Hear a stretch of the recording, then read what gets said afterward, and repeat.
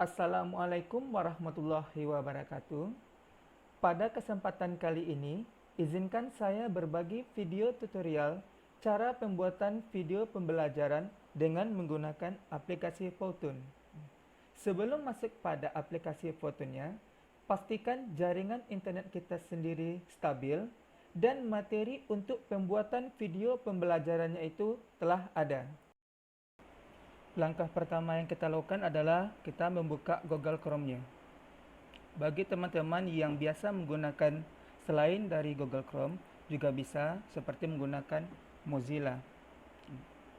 Pada kotak pencarian, kita klik kata Powtoon.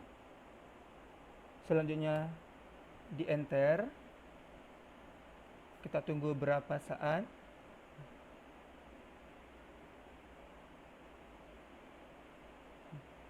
Di sini akan ada tampilan layar Powtoon-nya, yaitu ada beberapa option pilihan untuk login kepada aplikasi Powtoon-nya. Ada yang menggunakan Google, Facebook, dan Office 365. Pada kesempatan kali ini, saya login mencoba menggunakan Google.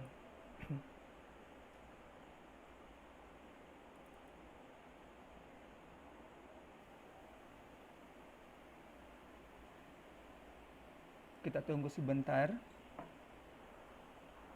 Jadi, di saat kita menggunakan aplikasi Powtoon ini, memang kita pastikan sinyal jaringan internet kita itu dalam keadaan stabil. Silakan kita pilih salah satu akun yang akan kita gunakan. Klik. Kita masukkan password atau sandi dari email kita tersebut.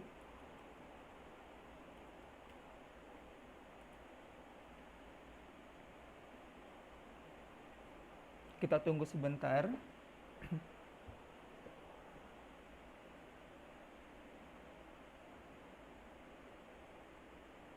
Sekali lagi, untuk aplikasi Powtoon-nya ini, karena aplikasinya merupakan aplikasi online, benar-benar dipastikan jaringan internet kita itu stabil, sehingga segala macam browser yang kita lakukan itu bisa berjalan dengan lancar. Sekarang masih proses membuka.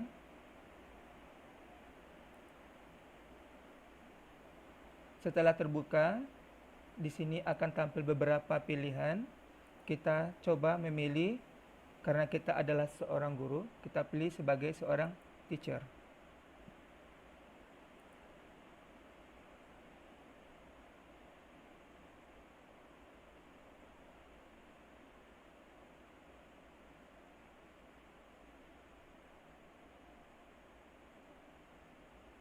Selanjutnya, kita pilih yes dan continue. Kita tunggu berapa saat, karena benar-benar jaringan internet kita yang diminta untuk tetap dalam keadaan stabil. Kalau seandainya jaring internet yang kurang, mungkin akan mengalami loading yang sangat lama. Di sini tampilan dari beranda Powtoon tersebut.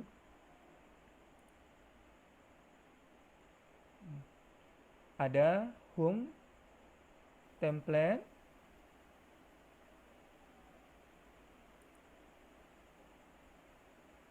ada mengimport nanti videonya kalau sudah selesai, dan ada create. Pada kesempatan kali ini, karena kita baru pertama kali membuat sebuah video pembelajaran, kita klik tombol create. Setelah kita klik tombol create-nya, di sini ada beberapa desain yang ditampilkan. Nah, untuk pembuatan video pembelajaran ini, sebaiknya kita menggunakan desain yang horizontal, bisa dikatakan 16:9. Kita klik desain horizontal. Kita tunggu beberapa saat.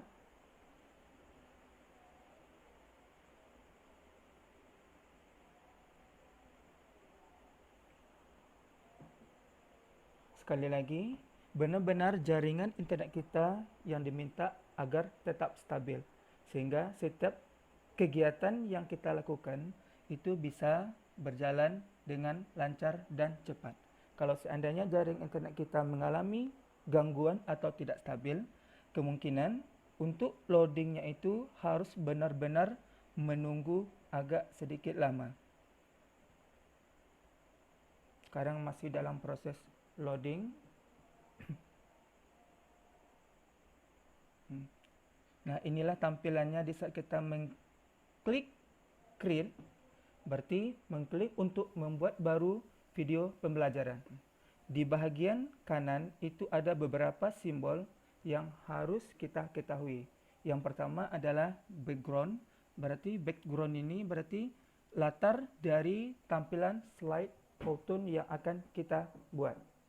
Selanjutnya ada teks, berarti di sini kita untuk memasukkan teks tulisan yang akan kita gunakan. Di sini adalah karakter, berarti karakter ini bisa dikatakan gambar orang, gambar karakter sesuai dengan apa yang kita inginkan. Ada prompts, ada shape, ada image jika kita ingin memasukkan gambar, ada video jika kita ingin memasukkan video pada video pembelajaran yang akan kita buat, ada sound berarti kita memasukkan musik ke dalam video pembelajaran kita. Untuk pertama kali saya akan memilih background dari tampilan video pembelajaran saya ini. Di sini ada beberapa tampilan backgroundnya karena kita menggunakan PowerPoint yang free. Jadi usahakan carilah background atau latar belakang dari video pembelajaran kita itu yang free juga. Di sini saya memilih background dari location karena saya menginginkan latar dari video saya itu berupa kelas dan di belakangnya itu ada papan tulis yang nantinya akan saya gunakan untuk menampilkan tulisan teks yang akan saya gunakan. Kita klik. Nah, di sini telah tampil. Setelah backgroundnya ada, langkah selanjutnya ya kita bisa menentukan karakter. Berarti karakter ini berupa animasi yang akan kita gunakan sehingga tampilan dari slide PowerPoint kita tersebut kelihatan lebih menarik. Sama halnya dengan background tadi, untuk karakter karena kita menggunakan free, carilah karakter yang benar-benar diperuntukkan untuk PowerPoint yang free. Silakan dipilih beberapa tampilan dari karakternya. Di sini saya memilih laki-laki yang memakai baju pink.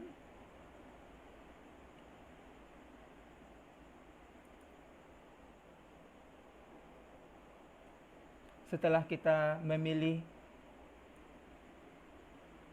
karakternya, kita tempatkan pada posisi yang kita inginkan.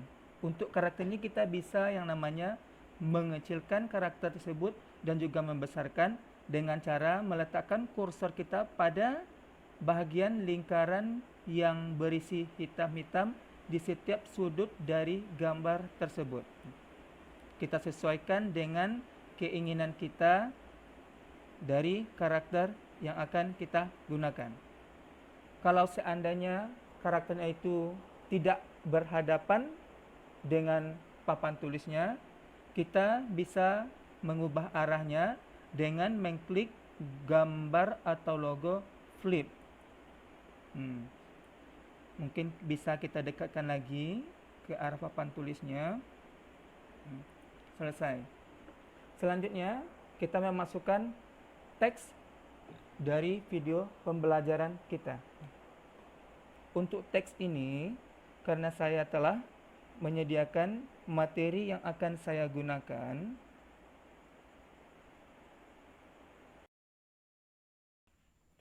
langkah selanjutnya yaitu memasukkan teks pada slide fotonya dengan cara mengetik huruf T pada bahagian sebelah kanan teks.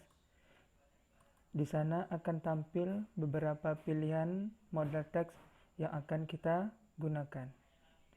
Silakan teman-teman pilih sesuai dengan kebutuhan masing-masing. Di sini saya hanya mengambil model teks bagian atas saja, yang add title, klik add title, nanti akan muncul kotak untuk mengisikan teksnya. Untuk pengisian teks ini diharapkan teks yang kita masukkan itu jangan terlalu panjang, karena nanti tidak bisa tampil sepenuhnya pada slide fotonya, karena untuk satu slide itu maksimal hanya berdurasi sekitar 20 detik saja. Kalau seandainya teks yang kita masukkan itu sangat panjang, kemungkinan saat kita menampilkan animasinya mungkin ada tulisan yang berdempetan tampil sehingga membuat hasil video pembelajaran kita itu kurang menarik. Nah, selanjutnya untuk pemasukan teksnya bisa kita lakukan dengan cara mengcopy teks yang akan kita masukkan. Kita copy dan kita pastikan pada kolom yang telah ada pada layar slide fotonya. Setelah kita masukkan, kita atur posisinya di mana akan kita taruh dari tulisan tersebut. Di sini saya menyusun sesuai dengan besar dari papan tulisnya. Jika seandainya tulisan itu melebihi papan tulisnya, kita bisa mengatur tulisan tersebut dengan merubah ukurannya dengan cara klik tulisan tersebut, nanti akan tampil kotak dialognya. Pilih berapa besar huruf sesuai dengan keinginan kita. Di sini saya akan menyesuaikannya dengan keinginan saya. Kalau seandainya warna tulisannya bisa dikatakan masih sama dengan layarnya, berarti tidak tampak, kita bisa merubah warna tulisannya dengan cara mengklik bagian icon color, klik tombol hitamnya, kita cari warna yang sesuai dengan keinginan kita. Di sini saya menggunakan warna huruf hitam. Saya klik hitam. Setelah tampil, kita juga bisa mengatur efek, berarti efek ini berguna bagaimana nanti tulisannya akan kita munculkan saat kita menampilkan video pembelajarannya. Di sini saya memilih teks efeknya yaitu berupa type, dia keluar per huruf, saya klik, setelah diklik, tutup, kembali. Selesai untuk teks pertama. Sekarang saya mau masukkan teks yang kedua yaitu nama saya sendiri. Berarti masih tetap berhubungan dengan teks tadi. Mungkin kita pilih model tipe tulisannya yang berbeda. Saya ambil yang nomor 2, add subtitle. Saya klik, saya ketik tulisan oleh, kembali saya atur lagi besar tulisannya, diusahakan sama dengan tulisan yang awal. Saya ganti kembali tulisan dengan warna hitam supaya tulisan itu jelas kelihatan. Saya taruh tepat berada di bawah judul dari materi yang akan saya tampilkan. Selanjutnya saya akan memasukkan nama saya sendiri, masih memasukkan teksnya. Saya ambil add title. Kalau seandainya teman-teman ingin mencari huruf yang lebih bagus lagi, di sini ada beberapa pilihan dari teks tersebut. Jadi sesuai dengan selera teman-teman sekalian. Sini saya ketik nama saya sendiri. Karena dia terlalu besar, maka hurufnya saya kecilkan. Warna kembali kan saya pilih berwarna hitam. Efeknya juga kembali saya pilih yang text effect yang tipenya type. Setelah selesai, kembali diatur lagi di mana posisi yang menurut kita bagus diletakkan.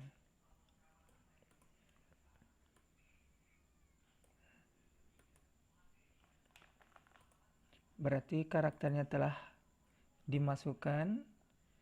Selanjutnya tulisannya pun telah dimasukkan. Sekarang saya kembali berpedoman kepada materi yang akan saya ambil. Jadi di sini ada gambar, ada 3 buah gambar yang harus saya masukkan pada slide fotonya. Cara memasukkan gambar pada slide-nya yaitu lihat kembali pada kanan kita. Ambil yang icon tulisannya image. Kita klik image. Terus kita pilih gambar yang ada. Kalau seandainya kita mau memasukkan gambar dari komputer kita bisa mengetik upload image. Kebetulan di sini image saya sudah saya upload. Jadi saya hanya tinggal memilih, yaitu ada 3 buah gambar yang akan saya masukkan, yaitu gambar Didamba, Tut Wuri Handayani, dan logo dari P4TK IPA tersebut. Ini saya pilih Didamba terlebih dahulu, saya klik Didamba. Kita tunggu, kita atur berapa besaran gambar sesuai dengan di mana posisi yang akan kita letakkan dari gambar tersebut. Di sini saya meletakkannya itu berada pas pada mejanya. Jadi saya buat ukuran tidak melebihi mejanya.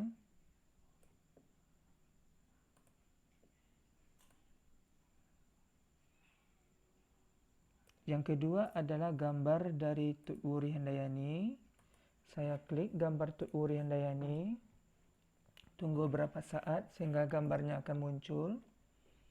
Kembali buat ukurannya sesuai dengan yang kita inginkan. Untuk gambar kembali saya taruh dekat meja karena saya menginginkan ketiga logo tersebut ada pada meja biar kelihatan lebih menarik. Untuk gambar itu tergantung posisinya di mana kita mau meletakkan gambar tersebut. Selanjutnya saya mau memasukkan logo dari P4TK IPA-nya. Kita tunggu. Buat ukurannya sesuai dengan yang kita inginkan. Kita taruh tepat berada di samping dari gambar Tut Wuri Handayani. Usahakan untuk komposisi gambarnya benar-benar kelihatan sama besar sehingga gambar tersebut sangat menarik dilihat dan dipandang. Yang harus diingat, di saat kita membuat sebuah slide PowerPoint tersebut, langkah awal yang kita masukkan itu adalah memasukkan semua komponen yang harus ada dari slide PowerPoint tersebut. Setelah masuk semua komponennya, barulah kita mengatur posisi mana apakah tulisan yang kita tampilkan terlebih dahulu atau gambar itu melalui itu ada pada bahagian di bawah slide-nya tersebut. Sini, saya menginginkan gambar karakter ini akan saya tampilkan pada detik pertama. Yang harus diingat kembali, untuk teks jangan terlalu panjang karena satu slide itu hanya waktunya 10 detik saja. Untuk tulisannya saya letakkan pada detik kedua agar tulisan ini tidak berdempetan saat dia muncul.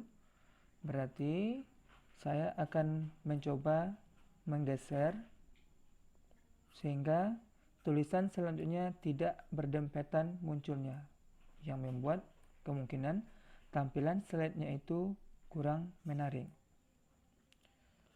Selanjutnya saya akan mengatur dari tulisan selanjutnya. Dan terakhir saya mengatur posisi dari gambar yang akan muncul.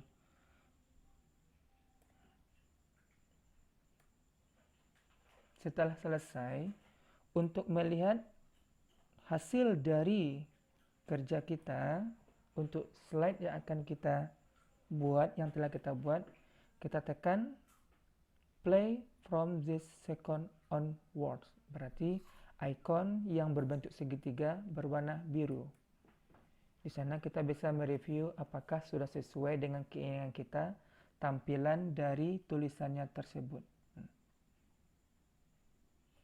Jika belum, berarti kalau diperhatikan tadi antara tulisan judul dengan tulisan olehnya itu masih berdempatan, berarti saya harus geser lagi untuk beberapa per detiknya agar tidak terlalu berdempetan saat dia tampil. Selanjutnya saya coba lagi untuk mereview melihat.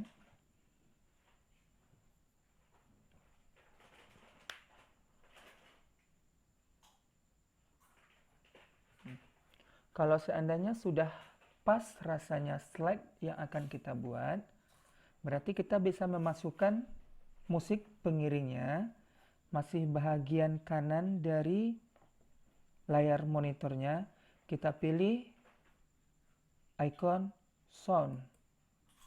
Di sini akan tampil beberapa pilihan. Kalau kita ingin memasukkan yang namanya dari rekaman suara kita sendiri, kita bisa mengklik add voice over. Kita klik voice over tersebut.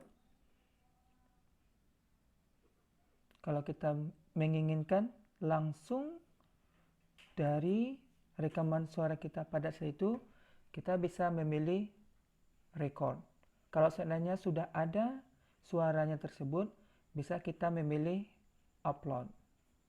Berarti kalau seandainya kita ingin langsung mengisikan suara kita, berarti kita memilih icon record. Di sini akan tampil kotak dari record a voice over-nya. Jangan lupa untuk memulai kita klik start record sesuai dengan kata-kata yang kita inginkan.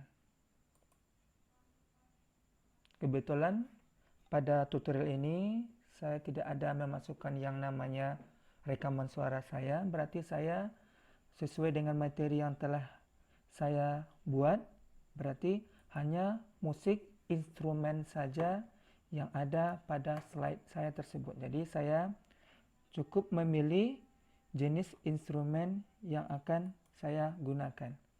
Berarti kita main musik, nanti akan tampil beberapa pilihan. Kita bisa memilih musik yang sesuai dengan keinginan kita. Di sini banyak sekali pilihannya. Carilah musik benar-benar sesuai dengan keinginan yang kita mau. Kita bisa melisihnya satu persatu, mencarinya yang mana yang lebih sesuai dengan tampilan dari potun kita tersebut.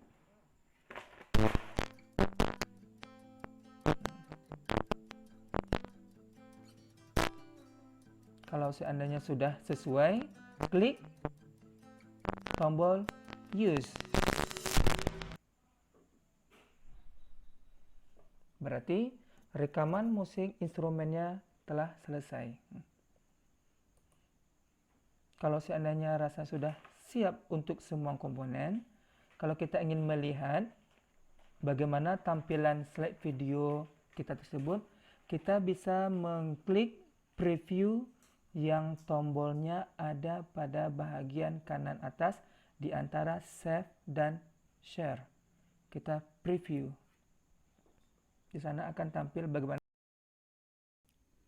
Setelah kita selesai memasukkan seluruh komponen-komponen dari slide Python yang akan kita buat, untuk melihat hasil dari slide tersebut, kita bisa melakukan preview dengan cara mengetik tulisan atau tombol preview pada bagian kanan atas. Di sini kita akan bisa melihat bagaimana tampilan dari slide yang telah kita buat tersebut.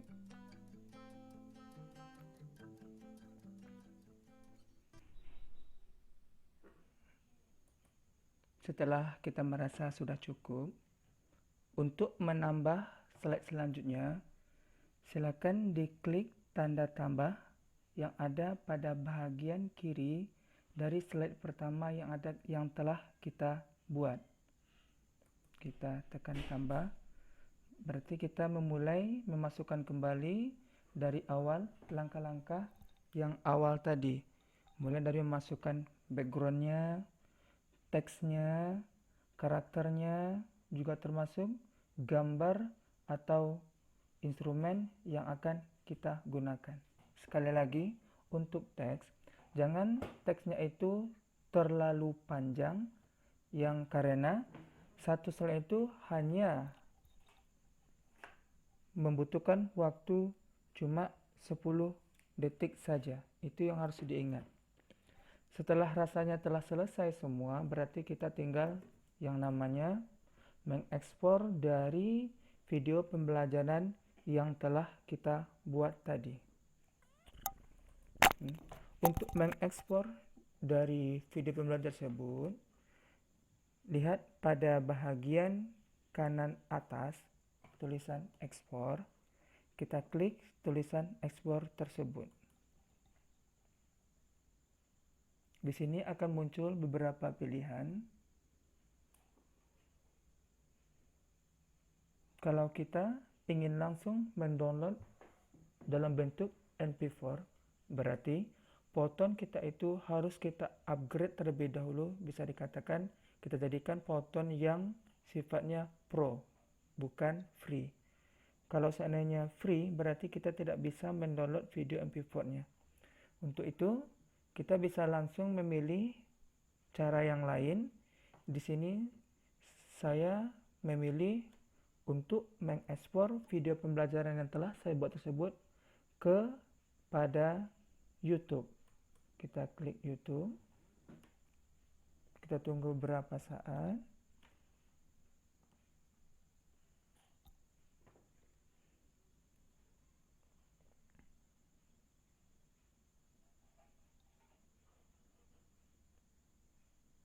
Lamanya kita mengekspor itu tergantung dari kekuatan jaringan internet kita masing-masing.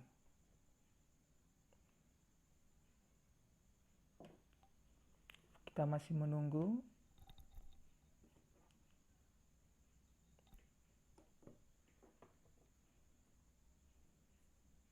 Setelah muncul, kita pastikan dia public, status privasinya. Kalau kita ingin membagikannya kepada orang lain, itu tergantung, privasinya tergantung dari kita masing-masing. Terus kita klik next. Kita tunggu berapa saat. Kita ketik judul dari video yang akan kita ekspor ke YouTube tersebut. Untuk judul sesuai dengan yang namanya keinginan kita masing-masing.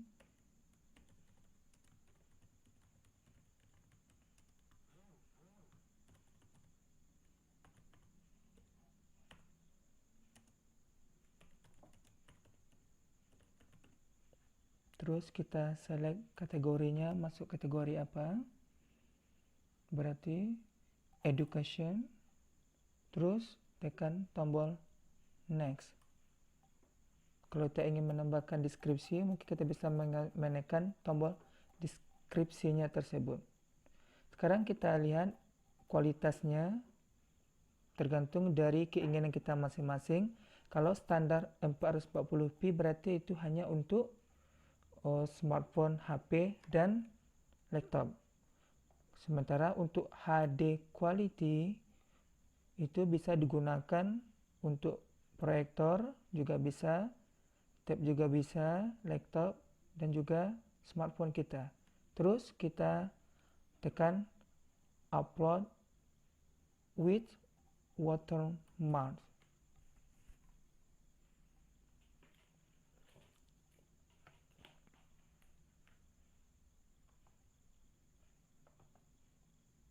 Kita tunggu beberapa saat, benar-benar sesuai dengan keadaan jaringan kita masing-masing. Kalau seandainya jaringan kita itu bagus, segala macam bentuk, step langkah selanjutnya itu akan berjalan dengan lancar.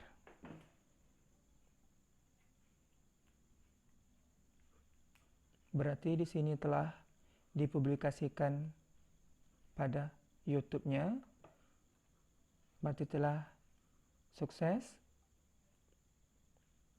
Untuk membuktikannya, kita bisa membuka dari channel YouTube kita sendiri. Sekarang kita periksa kepada channel YouTube-nya.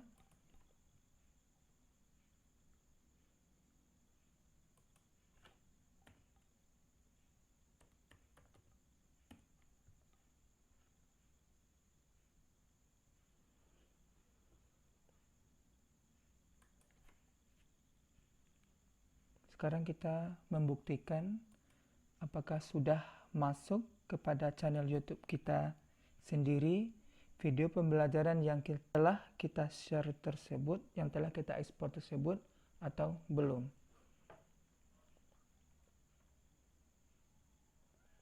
Kita tunggu.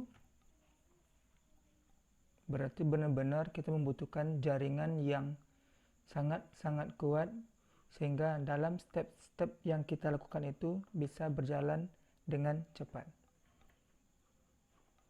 Sini saya masih menunggu membuka YouTube-nya.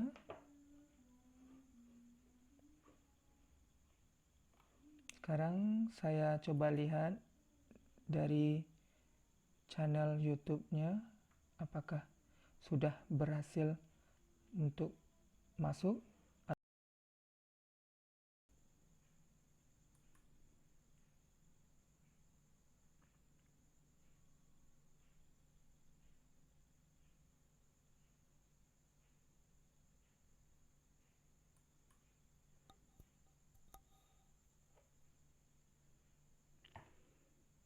Ternyata video yang telah kita buat tadi telah berhasil masuk ke dalam channel YouTube kita sendiri, karena di saat pengeksporan videonya itu kita men-share-nya melalui YouTube. Demikianlah video tutorial singkat cara pembuatan video pembelajaran dengan menggunakan aplikasi Fotonya. Semoga bermanfaat. Dadah.